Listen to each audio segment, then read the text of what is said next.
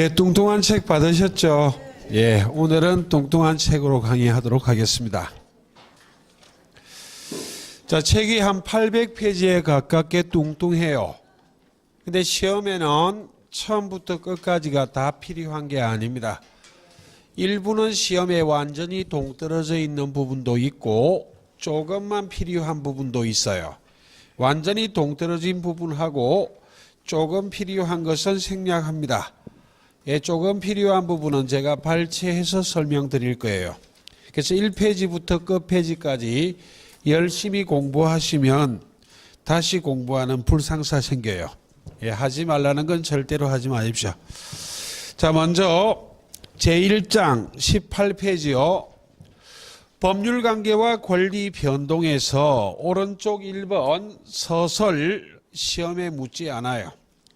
X표 치시고 한 장 넘기시고 20페이지 권리의 종류, 예, 그 중에 극히 일부만 시험에 필요할 뿐이에요.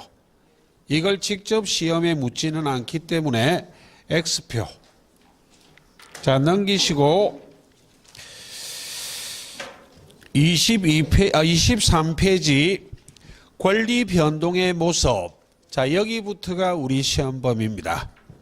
자, 권리 변동이란 권리가 발생하고 권리가 변경되고 권리가 소멸되는 것을 통칭하여 권리의 변동이라 말해요.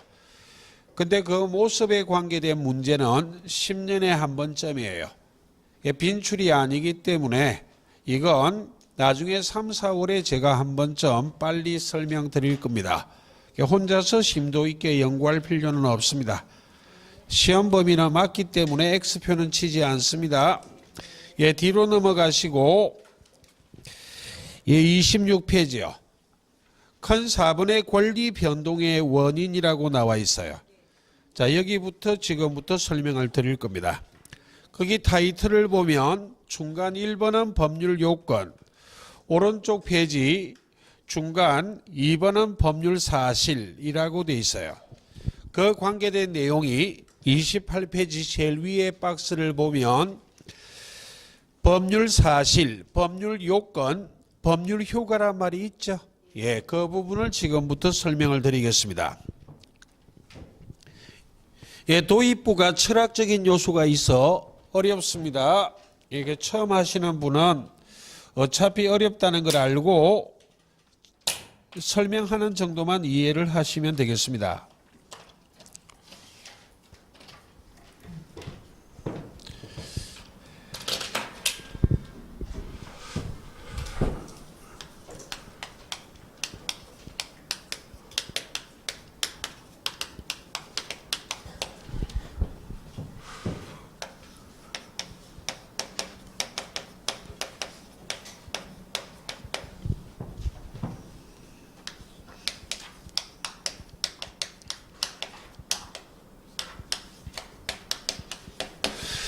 그럼 세 가지 다 법률이란 공통적인 용어를 쓰고 있고 차이점은 사실, 요건, 효과요. 자, 민법을 풀어가는 열쇠이기 때문에 가장 기본적인 부분은 이해를 좀 하셔야 됩니다.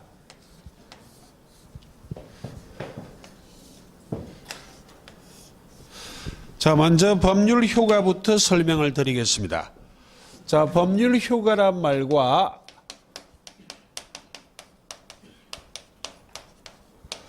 권리 변동이란 말이 같은 말입니다. 그때 권리의 변동이란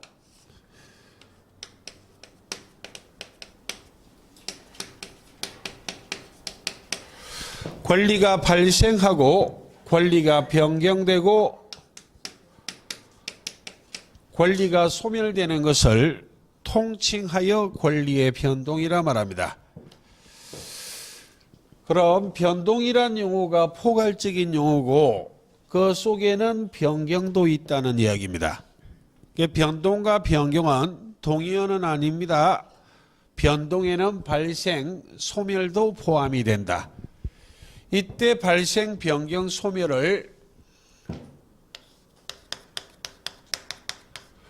권리의 주체인 사람, 우리 입장에서는 발생은 취득이요. 변경은 그대로 변경입니다. 소멸은 상실이라고 말해요. 그럼 권리가 생겼다는 말은 권리 주체는 권리를 얻었다는 이야기.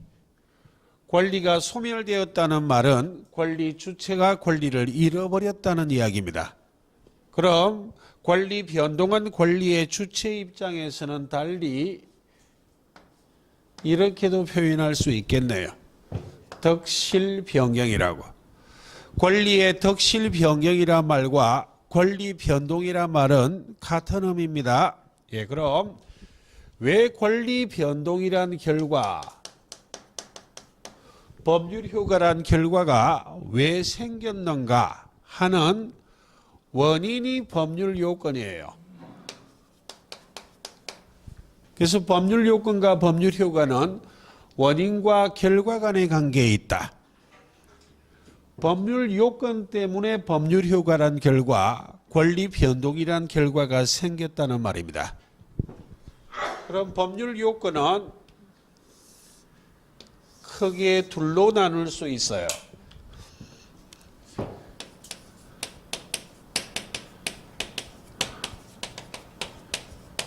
법률 행위란 것과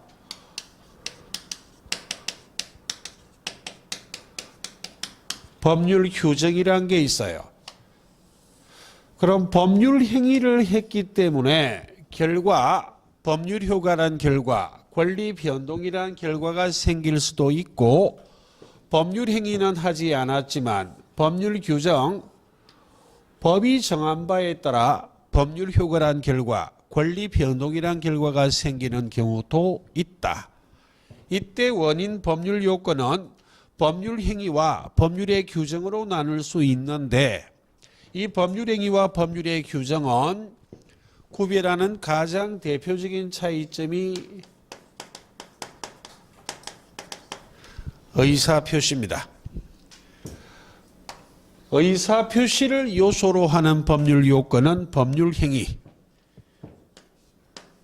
의사표시를 요소로 하지 않는 법률 요건은 법률의 규정. 법률 행위가 왜 의사표시를 요소로 하는 것인가? 자, 법률 행위란 것은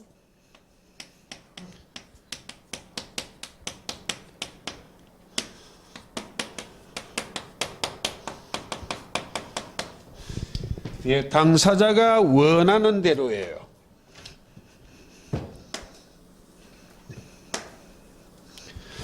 당사자가 원하는 대로 법률 효과란 결과,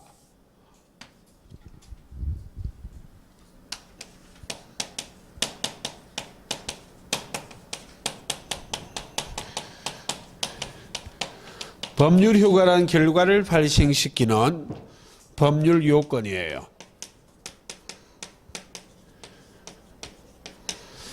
즉 다시 말하면 법률 행위는 법률 요건인데 법률 사실도 아닌, 법률 효과도 아닌 법률 요건인데, 권리 변동이란 결과, 법률 효과란 결과가 왜 생겼는가? 당사자가 원했기 때문에. 그럼 법률 규정은 법률 효과란 결과, 권리 변동이란 결과가 법법자 정할 정자, 법이 정한 바에 따라 법률 효과란 결과를 발생시키는 법률 요건이 법률 규정이다. 당사자가 원했기 때문에 법률 효과란 결과가 생기는 것이 아니라 법이 정한 바에 따라 법률 효과란 결과, 권리가 발생하거나 권리가 변경되거나 권리가 소멸되는 결과를 발생시키는 원인이 무엇이다? 법률의 규정이다. 그때 민법 총칙은 이 법률 행위를 중심으로 10문제의 가량을 출제해요. 자, 법률 사실이 요소입니다. 요소.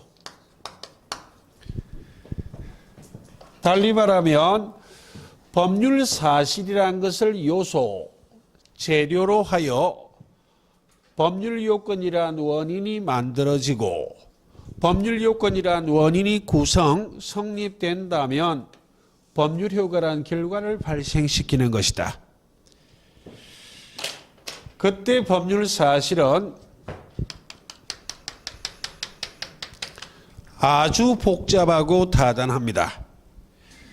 이 법률 사실 중에 극히 일부 의사표시란 게 있다고요. 의사표시 이외의 것도 있어요. 그럼 의사표시는 법률 사실 요소다. 의사표시는 법률 사실이지만 법률행위는 법률 요건이다. 그럼 이 의사표시 때문에 지금부터 법률 사실을 한번 분석해 볼 것인데 자세한 분석은 10년에 한 번쯤 출제하기 때문에 욕심내지 않습니다. 교재를 보고 설명을 드리도록 하겠습니다. 자, 지금부터 27페이지 하단부 법률 사실에서 심화학습을 보면 분류라고 나와 있죠. 분류를 대충 해놓고 있고 먼저 다음 페이지 28페이지를 보시라고요. 자, 전제하여 설명드렸지만 10년에 한 번쯤 물어보기 때문에 한번 들으시면 됐지 집에 가서 심도 있게 공부하시면 수석 안 하면 내년에 또 공부해야 돼요. 사람의 능력은 대동소이합니다. 특별한 천재가 아니라 능력은 비슷해요. 그럼 꼭 필요한 걸 집중적으로 공부해야지 쓸데없는 걸 막 집중적으로 공부하면 공부 안 하는 거하고 똑같아요. 강약 조절해서 공부하셔야만 해요. 자, 의사표시란 게 필요하기 때문에 한번 분석해 드리는 것이지 그냥 한번 들으시면 됐고 10년에 한 번쯤이기 때문에 처음이자 마지막으로 지금 설명드리고 나중에 문제 풀이할 때 이런 유형의 문제가 간혹 등장한다. 그 정도만 할 거예요. 자, 그럼 법률 사실은 크게 둘로 나눕니다. 아래쪽 박스를 설명하고 있어요. 용태와 사건으로 나눌 수 있어요. 개념 시험에 안 물어봅니다. 법률 사실 중 용태는 사람의 정신작용에 기한 법률 사실이 용태요. 사건은 사람의 정신작용에 기하지 않는 법률 사실이 사건이에요. 사람이 출생하거나 사망하는 것은 사람의 정신작용과는 관계 있다? 없다? 없어요. 그럼 그 사건 밑에는 부당이득이라고 적어보세요. 우리 시험 지문에 부당이득 반환 청구할 수 있다 없다 이런 지문이 밥 먹듯이 등장하거든. 부당이득이란 개념을 입문 과정에서 설명드렸고 개념은 시험에 묻지 않을 것. 이 부당이득이란 것이 사건이에요. 사람의 정신작용과는 관계 있다 없다? 없어요. 그럼 사건 밑에 사람의 출생 이런 거 필요 없어요. 부당이득이라 적으셨다면 그 밑에는 이렇게 적어두세요.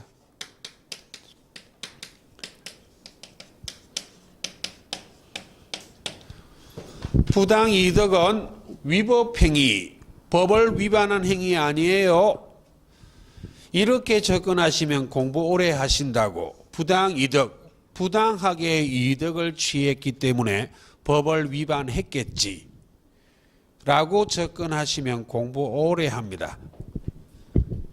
조금 이따 위법행위는 용태의 일종이라 배울 거예요. 부당이득은 사건이지 용태가 아니기 때문에 위법행위다 아니다. 아니다. 그 정도 하나 하시고 그럼 다시 용태 중에는 외부적 용태와 내부적 용태로 나눌 수 있어요. 내부적 용태 뭐 선의 악의 이런 거 말하는데 시험에 안 물어봐요. 외부적 용태를 다시 둘로 나눕니다. 적법행위와 위법행위로. 위법행위는 가로 안에 가볍게 체크해 볼게요. 채무불이행, 불법행위요. 불법 행위가 법을 위반한 행위란 걸 모르시면 합숙해도 안 되고, 불법 행위는 당연히 법을 위반한 행위 맞죠? 예, 그럼 채무 불이행이 위법 행위의 일종이란 걸 알아야 돼요. 자, 이런 걸 했었습니다. 입문 과정에서. 사람과 사람 사이에 법률 관계가 성립하면 법률 관계는 권리 의무 관계로 나타난다 그랬습니다. 사람의 생활 관계 중 법률 관계는 법에 의해서 규율되는 생활 관계이기 때문에 보통은 권리 의무 관계로 나타날 수밖에 없고, 그 권리 의무를 규정하고 있는 법률이 실체법, 지금 배우고 있는 민법이 실체법이라 그랬어요.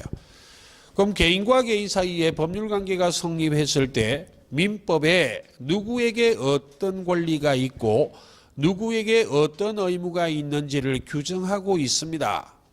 의무와 채무는 같은 말이에요. 민법이란 법률에 누구에게 어떤 의무, 즉 누구에게 어떤 채무가 있다라는 걸 규정하고 있음에도 불구하고 안이불자 이행하지 않는다면, 채무를 이행하지 않는 것은 법을 위반한 거 맞죠? 예, 채무 불이행이 위법행위의 일종이에요. 위법행위는 채무 불이행과 불법행위가 있을 뿐 부당이득은 사건이지 용태가 아니기 때문에 위법행위다 아니다. 아니다. 한번 구별하고, 위법행위가 불법행위와 채무 불이행이 있다는 게 중요하지 않고, 나중에 시험 지문에 일정한 경우 손해배상 청구할 수 있는데 그 원인이 불법행위인지 채무 불이행인지를 물어본다고. 위법행위란 공통점은 있지만 위법행위를 불법행위와 채무 불이행으로 나누고 있다는 말은 불법행위와 채무 불이행은 구별이 되기 때문에 불법행위를 원인으로 한 손해배상 청구권하고 채무 불이행을 원인으로 한 손해배상 청구권은 다른 손해배상 청구권이에요. 예, 구별이 된다는 걸 한번 보시고, 그 다음 적법행위를 의사표시와 준법률행위로 나눌 수 있어요. 그럼 지금은 그 표가 법률 사실을 개괄적으로 적어놓고 있습니다. 법률행위의 가장 대표적인 것 중에 의사표시도 있고 준법률행위도 있고 그 이외의 것도 많아요. 많은데 의사표시와 준법률행위가 가지가 벌어진다는 말은 같다 다르다, 달라요. 준법률행위는 의사표시와는 전혀 다른 법률 사실이에요. 예, 거기까지 했으면 됐고, 지금부터 10년에 한 번 물어보는 것을 찾아갑니다. 빈출 아니에요. 그럼 그 아래쪽 표에서는 준법률행위에 별표 하나 치시고, 민법 전체에서는 별표 칠 가치 없어요. 10년에 한 번쯤 물어볼 때 준법률행위를 물어본다는 이야기예요. 되겠습니까? 예, 그런데 그 아래쪽 표현이 약합니다. 그래서 바로 위에 새카만 부분, 거기에 약간 부연 설명이 되어 있기 때문에 그 부분으로 준법률행위를 확인해 보겠습니다. 그럼 제일 위에 3번 적법행위와 위법행위에서 첫 번째 적법행위에 동그라미 1번 의사표시 체크요. 동그라미 2번 준법률행위 체크요. 의사표시와 준법률행위는 구별된다, 다르다. 달리 말하면 준법률행위는 의사표시 아니에요. 예. 거기에 준법률행위는 크게 두 가지로 나눌 수 있습니다. 정확한 분석 필요 없어요. 표현행위와 안일비자 비표현행위가 있다. 비표현행위는 달리 사실행위라고 말해요. 거기에 표현행위의 별표 하나요. 다시 줄입니다. 10년에 한 번쯤 준법률행위를 물어보는데 그중에 표현행위를 물어본다고. 표현행위가 세 가지가 있는데 감정의 표시는 우리 시험의 논점이 아니기 때문에 교재는 없애버렸어요. 그럼 표현행위 중에 거기에 기억 의사의 통지 체크요. 니은 관념의 통지 체크예요.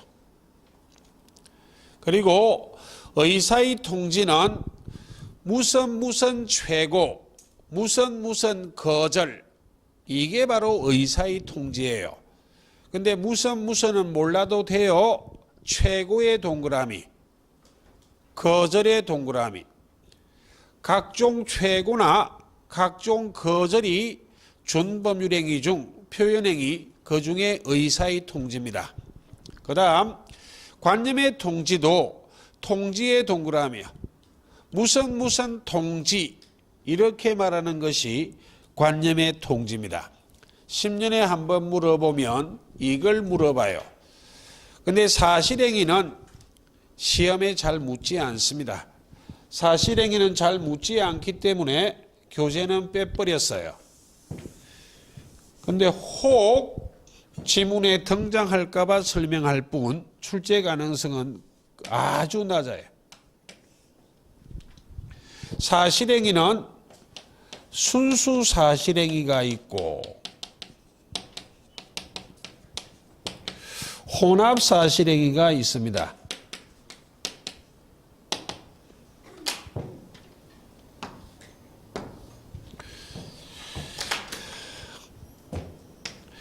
그 대표적인 예를 가볍게 확인할게요.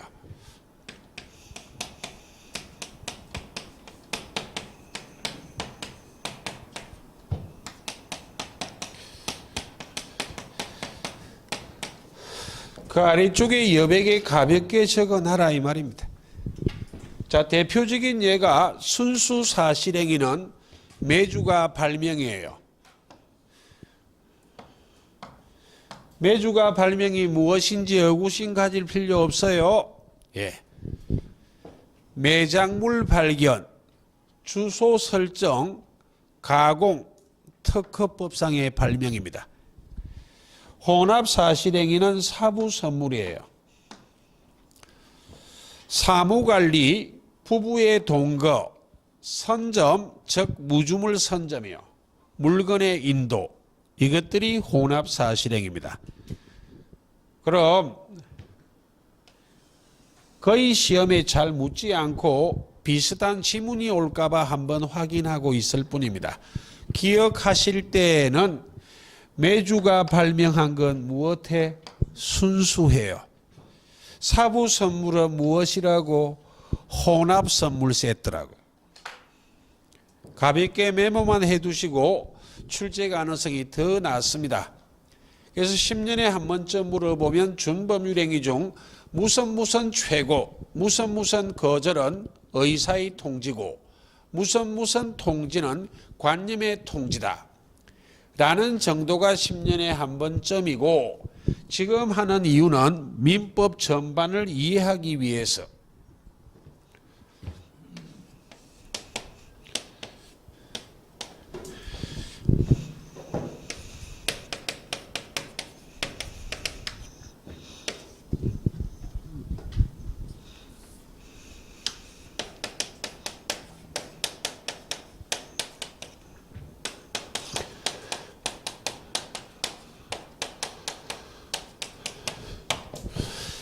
이 세 가지를 한번 구별해 보자고요.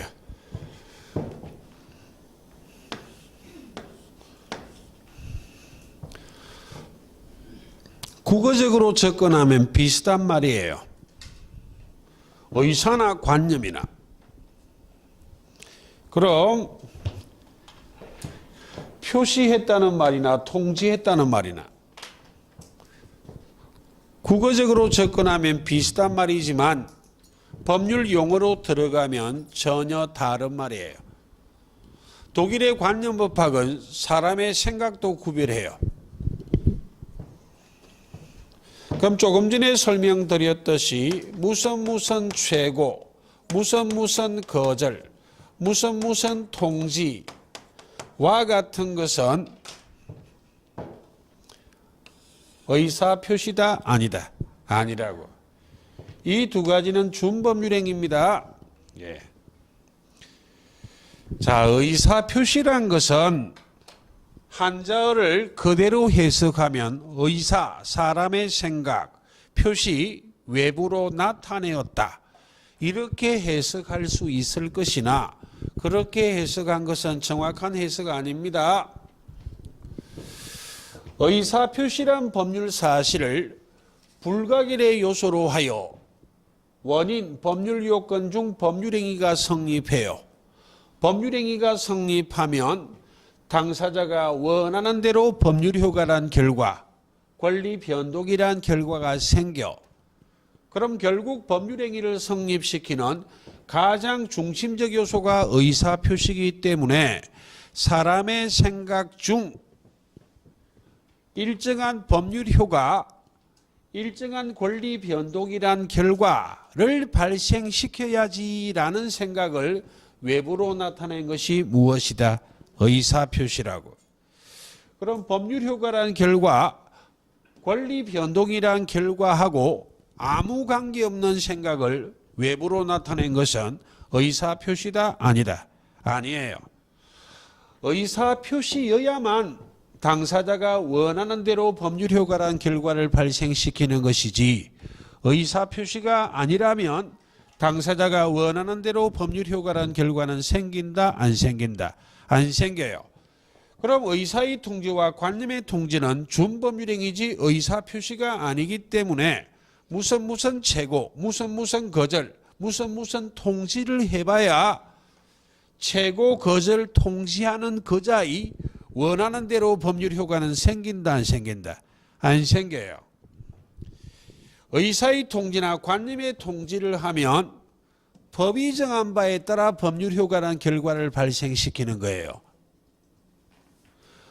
사람의 생각을 외부로 알려도 의사의 통지나 관념의 통지한 것은 의사표시가 아니기 때문에 법률 규정에 따라 법률 효과라는 결과를 발생시키지 당사자가 원하는 대로 법률 효과는 생긴다, 안 생긴다? 안 생겨. 사람의 생각 중 무엇을 해야만 의사표시를 해야만 의사표시하는 표의자 그 당사자가 원하는 대로 법률 효과라는 결과가 생길 수 있지 사람의 생각을 외부로 나타내도 의사표시가 아닌 것은 최고를 하고 거절을 하고 통지해봐야 지가 원하는 대로 법률 효과는 생긴다, 안 생긴다? 안 생겨. 무엇에 따라 법률 효과란 결과가 생기는 것이다? 법률 규정에 따라. 지금은 의사표시를 강조하고 있어요. 무슨 이야기인지 몰라도 됩니다. 전체 윤곽만 어느 정도 알아들으면 돼요. 자, 지금부터는 이걸 하는 이유는 민법을 풀어가는 키워드이기 때문에 계속 설명드리는 것이고 직접 시험에 물어보는 것은 자주 물어보는 것은 이걸 물어봐요. 이걸. 법률행위와 의사표시의 관계. 이게 지문에 자주 등장합니다. 그럼 이것도 시험 치기 전까지만 받아들이면 돼요. 됐습니까? 예, 부담 갖지 말라고요. 예. 지금부터 법률행위와 의사표시의 관계를 한번 해보자고요. 암기하지 않아요. 자, 의사표시는 법률 사실, 법률행위는 법률 요건. 하나는 법률 사실이고 하나는 법률 요건이기 때문에 구별이 된다고. 구별이 된다는 말은 다르다는 말이에요. 구별이 돼. 그런데 법률 요건 중 법률행위는 당사자가 원하는 대로 법률 효과란 결과를 발생시키는 법률 요건이기 때문에 반드시 의사표시란 요소가 있어야만 성립하는 법률 요건이 무엇이다? 법률행위요. 법률행위란 법률 요건은 의사표시를 불가결의 요소로 하는 법률 요건이다. 의사표시가 없이는 법률행위를 만들 수 있다? 없다? 없어요. 그러나 의사표시가 법률행위를 성립시키는 가장 중심적 요소지 의사표시 자체가 곧 법률행위는 아니라. 왜? 의사표시는 무엇이고 법률 사실이고 법률행위는 법률 요건이기 때문에 구별이 되기 때문에 의사표시 자체가 곧 법률행위라고 말할 수는 없다. 의사표시는 법률행위를 성립시키는 가장 중심적 요소다.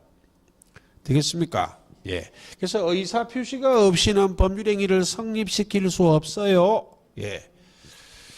그러므로 법률행위를 성립시키는 가장 중심적 요소가 의사표시이기 때문에 의사표시에 문제가 생기면 법률행위 전체에 영향을 미쳐요.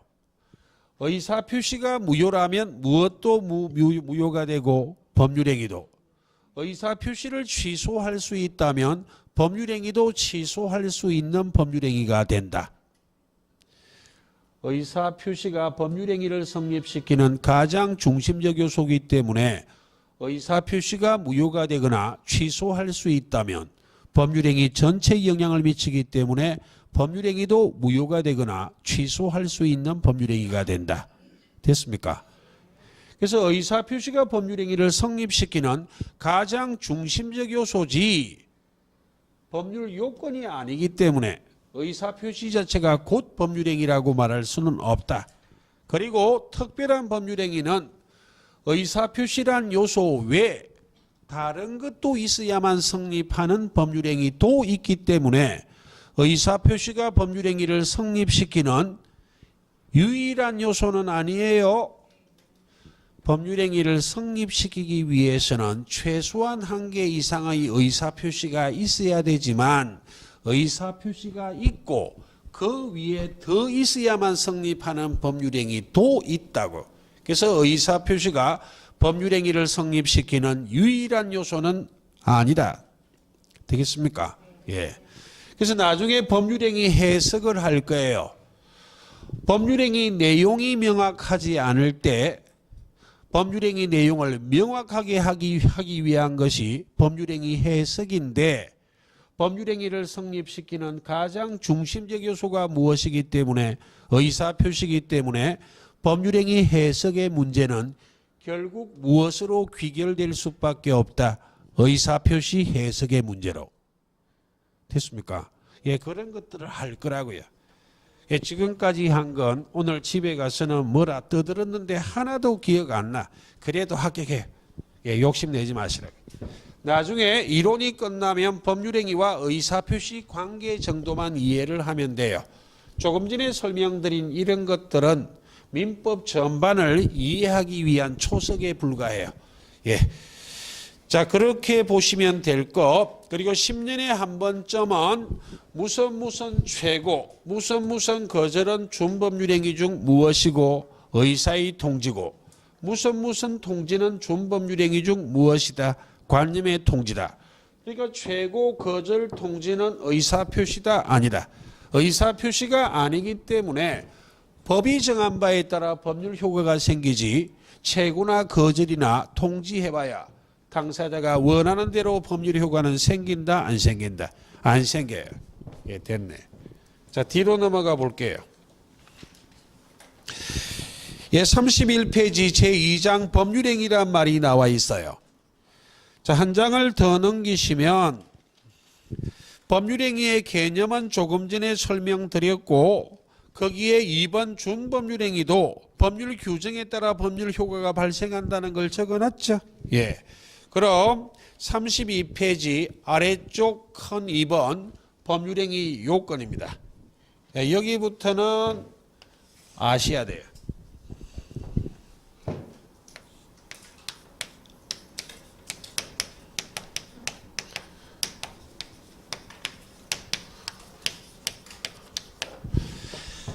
예, 법률행위의 요건은 크게 두 가지가 있습니다.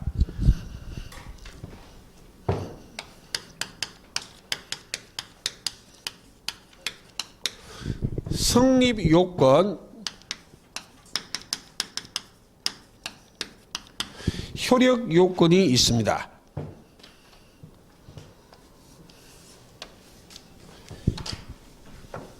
자, 이 효력 요건은 성립 요건 이후의 문제입니다. 효력 요건이 성립 요건 이후의 문제란 의미는 법률행위가 성립한 다음에 따지는 문제가 무엇이다? 효력 요건이다. 그럼 법률행위 자체가 성립조차 하지 않는 것은 효력을 논할 수 있다, 없다? 없어요. 아니 불자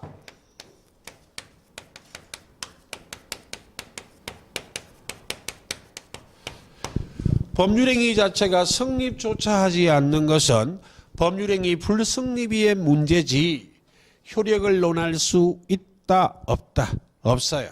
법률행위가 성립한 이후 효력 요건을 따져 효력 요건까지 갖추고 있다면 그 법률행위는 무엇이고 유효요.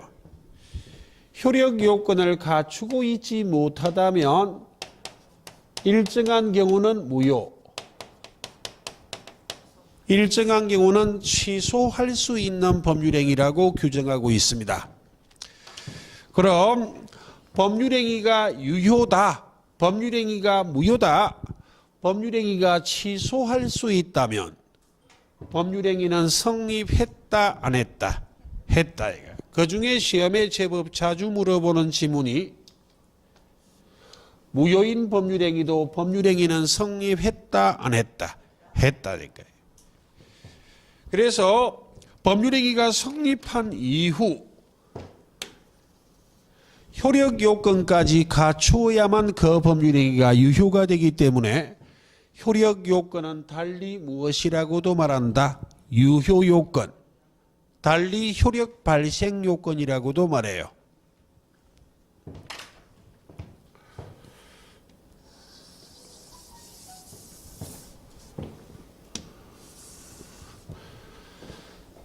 자, 가장 기초적인 지문으로 지금 하는 이것도 시험에 물어보기도 해요.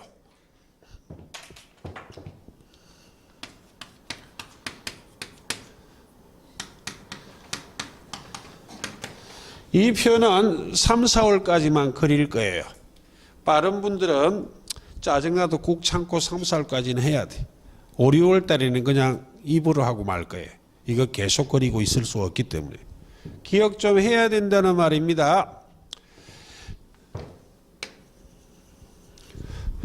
일반적으로 법률행위가 성립하기 위해서는 세 가지만 존재하면 됩니다. 당사자가 존재하고 목적이 존재하고 의사표시가 존재하고 있다면 일반적으로 법률행위는 성립하는 것이다. 되겠습니까? 예. 그래서 법률행위를 성립시키는 가장 중심적 요소가 무엇이다? 의사표시다. 의사표시가 없이는 법률행위를 성립시킬 수 있다, 없다? 없어요. 근데 특별한 법률행위는 법률행위를 성립시키기 위해서 의사표시 외에 더 있어야만 성립하는 법률행위도 있기 때문에 의사표시가 법률행위를 성립시키는 유일한 요소는 아니다.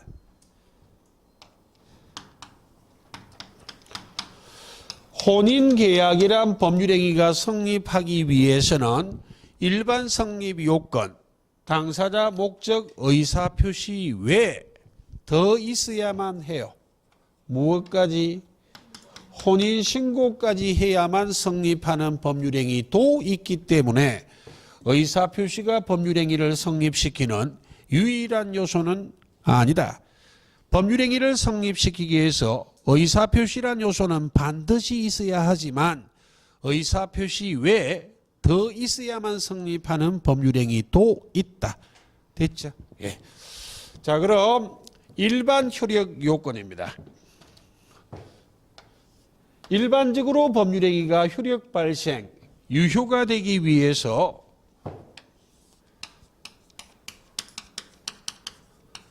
당사자가 능력이 있어야만 해요. 이 능력은 권리의 주체에 관계된 사항이라 자세한 분석 시험 아닙니다.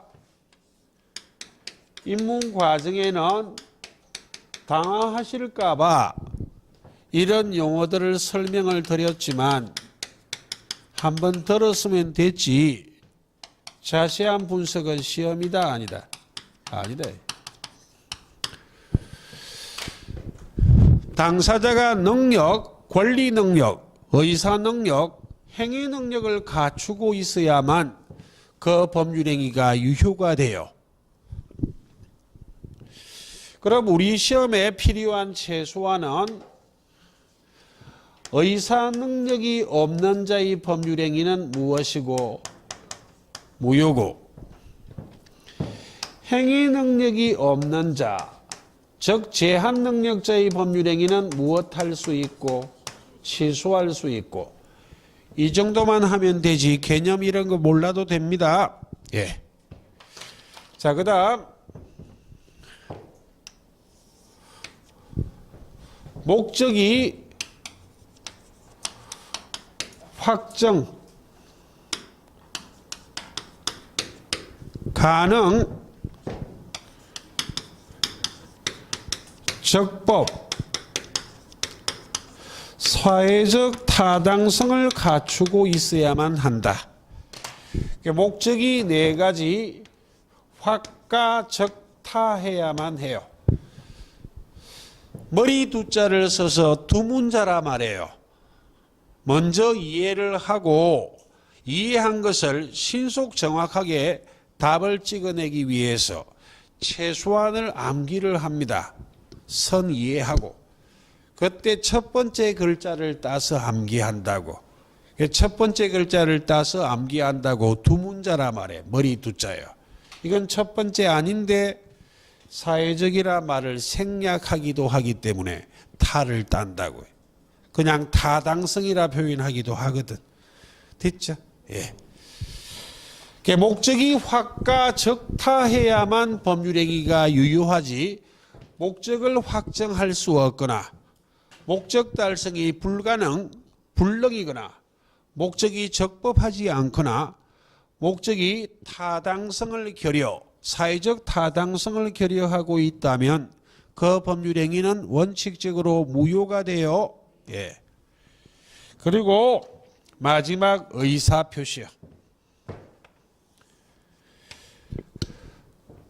의사표시란 법률 사실이 법률행위를 성립시키는 가장 중심적 요소이기 때문에 의사표시가 정상적이어야만 법률행위가 무엇이 되고 유효가 되고, 의사표시가 정상적이 아니라면 법률행위 전체에 영향을 미치기 때문에 법률행위가 무엇이 되거나 무효가 되거나 취소할 수 있는 법률행위가 된다고. 정상적 의사표시란 의사와 표시가 일치하고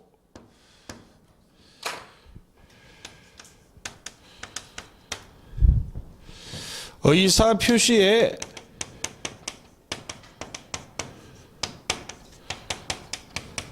하자가 없다면 이게 정상적 의사표시예요. 의사와 표시가 일치하고 의사표시에 하자가 없다면 의사표시가 정상적이기 때문에 의사표시가 유효하기 때문에 법률행위도 무엇이 된다? 유효가 된다. 그런데 비정상적 의사표시요.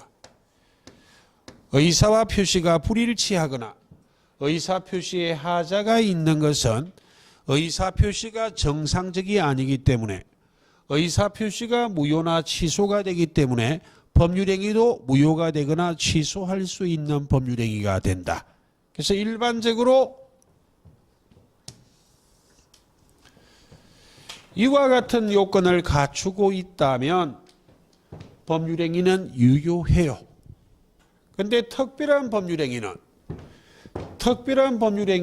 유효, 효력 발생하기 위해서 일반 효력 요건 외에 더 갖추어야 유효가 되는 특별한 법률행위도 있어요. 그게 다음 주에 할 대리행위란 법률행위는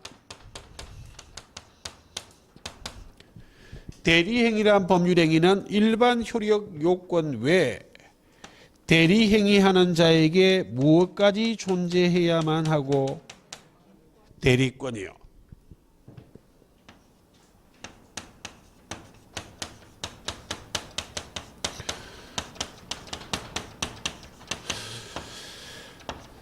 토지거래 허가구역 내 허가 대상인 토지를 거래, 매매 등을 할 때는 그 거래행위, 매매 등이 유효가 되기 위해서 일반 효력 요건 외 관할 관청의 허가까지 얻어야만 유효가 됩니다. 예. 그다음 법률행위를 할 때는 조건을 붙일 수도 있고 기한을 붙일 수도 있다 그랬어요. 조건을 붙였다면 일반 효력 요건 외에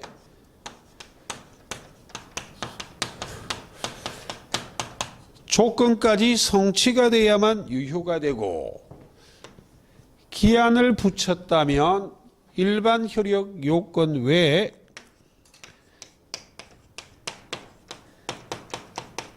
기한까지 도래해야만 유효가 된다. 그래서 특별한 법률행위는, 이와 같은 법률행위는 일반 효력 요건 외에 뭔가 더 있어야만 유효가 되는 법률행위도 있다. 그래서 민법 총칙이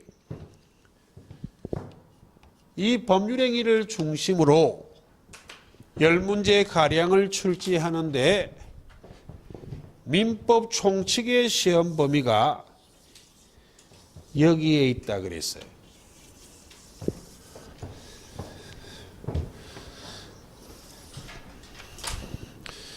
이 노란 테두리 안이 민법 총칙의 시험 범위입니다. 예. 자, 그럼 지금부터 이 목적에 관계된 사항을 해보겠습니다. 자, 법률행위 목적을 달리 이렇게도 표현해요. 법률행위 내용이라고. 목적과 내용은 같은 말입니다. 그럼 지금부터 확과 적타를 확인합니다. 첫 번째,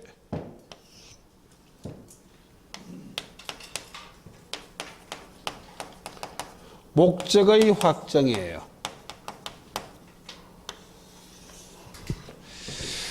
목적의 확정은 판례 하나만 알면 끝이에요. 독자적으로 오지선다할 논점이 없어요. 큰 문제를 만들었을 때 지문이 하나 올 뿐입니다. 간혹 정답이 되기는 해요. 언제까지 목적을 확정할 수 있다면 그 법률행위가 효력 발생할 것인가 하는 이 판례 외에는 시험에 물어볼 게 없습니다. 목적의 확정은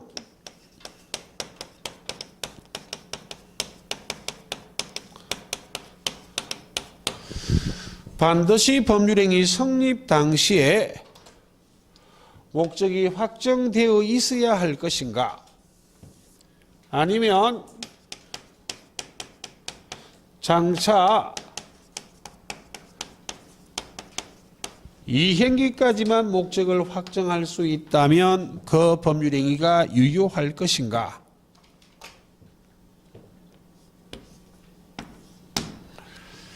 그럼 성립, 이행기란 말이 나왔기 때문에 대표적인 예를 하나 들어볼게요. 가령 부동산을 소유하는 갑이 있어요. 갑을 간에 이 부동산을 사고 파는 매매계약이란 법률행위하고 있습니다. 갑이 매도인, 을이 매수인. 자, 1월 1일 현재 매매계약이란 법률행위가 성립했습니다. 왜?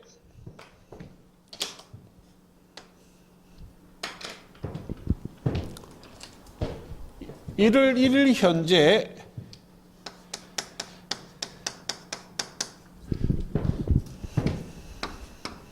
일반 성립 요건, 당사자 목적 의사 표시가 있다면 매도인 매수인 당사자가 있고 매매한다는 목적이 있고 누군가 먼저 청약의 의사 표시하고 거기에 대응하여 성락의 의사 표시하고 청약과 성락의 의사 표시가 일치한다면 1월 1일 날 매매계약이란 법률행위는 성립했어요. 그럼 부동산은 주로 이렇게 매매하거든. 성립했다는 말과 법률행위가 계약이라면 계약을 체결했다는 말이 같은 말이에요. 법률행위 성립 당시 계약금을 10% 지급하고 주로 이렇게 한다 이 말입니다. 차후 중도금은 매수인이 선이행하기로 하고 차후 잔금 지급과 동시에 소유권 이전 등기해 주기로 이렇게 매매하는 것이 일반적이다.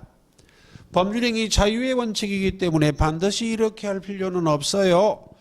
이렇게 매매계약이란 법률행위 했다면 1월 1일 날 법률행위 계약이 성립했지만 3월 1일이 이행기예요. 그럼 2월 1일 중도금 지급 단계는 이행의 착수 단계라고. 그럼 예습이요. 계약금만 지급한 것은 매매계약을 이행했다 안 했다? 안 했다고. 이행의 착수 전이에요. 예. 원칙적으로 계약금은 매매 대금이다 아니다? 아니라 그랬잖아요. 그러니까 가령 예를 들면 집을 사고 파는 매매계약을 체결했는데 갑이 집이 여러 채가 있어. 가치가 비슷한 아파트가 여러 채가 있다고.